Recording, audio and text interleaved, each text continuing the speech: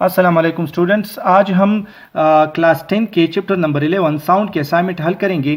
तो पहला असाइनमेंट है, suppose that when a certain sound intensity level and dB triples.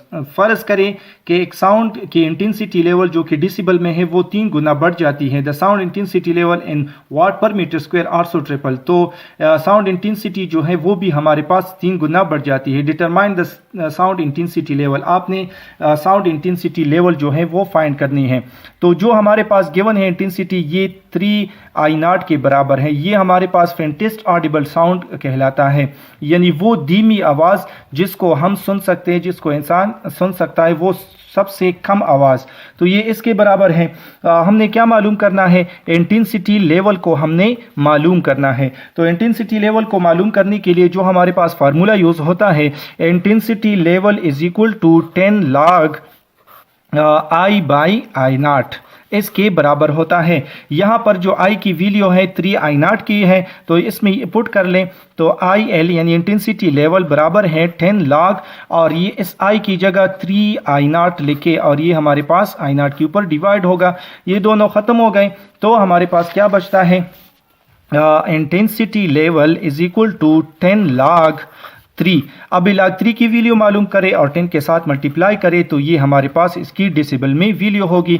10 log 3 की value हमारे पास आती है मल्टीप्लाइड बाय 0.433। ये log 3 आपने मालूम करना है, फिर इसके साथ मल्टीप्लाई कर ले तो इंटेंसिटी लेवल हमारे पास 4.77 डेसिबल बनता है। तो इस आवाज़ की जो है जब वो 3 गुना बढ़ जाती है तो इसकी इंटेंसिटी लेवल 4.77 डेसिबल बनती है। असाइनमेंट नंबर 2 कुछ इस तरह है, if the time between seeing lightning and hearing the thunder is 5.0 second. अगर थंडर को देखने, इसकी लाइट को देखने और सुनने में 5 सेकंड का फ़र्क हो। The speed of sound is 343 metre per second, और साउंड की स्पीड जो है वो 343 मीटर पर सेकेंड है। How far away is the lightning. तो लाइटनिंग ये कितनी दूर हुई है, ये थंडर कितना दूर गिरा है, वो आप लोगों ने मालूम करना है। तो जो हमारे पास गिवन है, ये सबसे पहले इसमें टाइम गिवन है जो कि हमारे पास बराबर है time is equal to 5 second. इसके बाद इन्होंने स्पीड दिया है जो कि हमारे पास 343 मीटर पर सेकंड के बराबर है।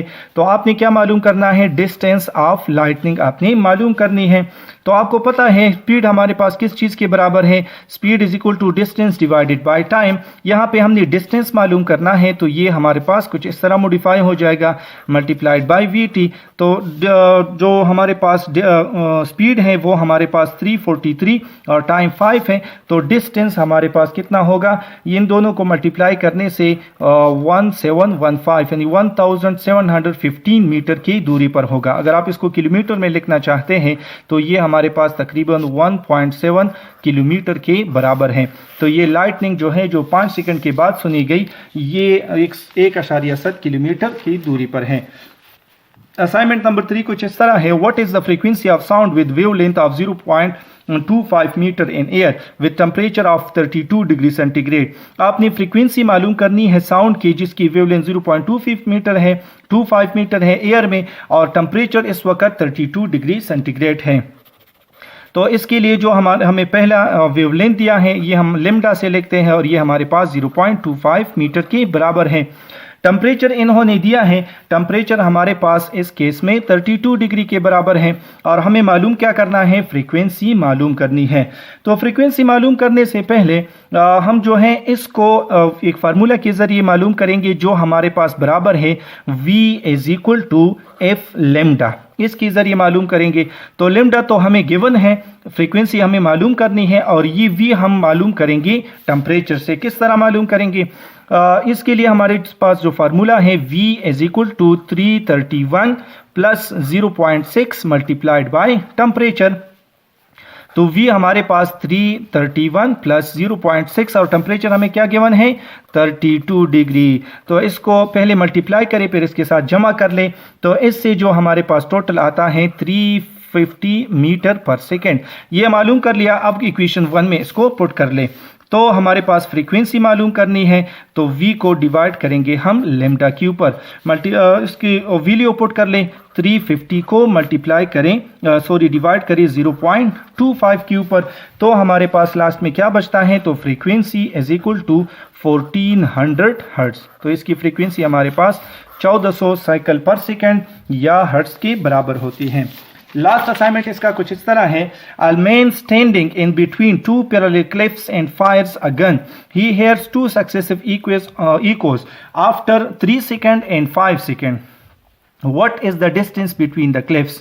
अगर आप यहाँ तक पहुँचे हैं तो प्लीज़ इस वीडियो को लाइक कर ले, चैनल को सब्सक्राइब कर ले और ज़्यादा से ज़्यादा शेयर कर ले।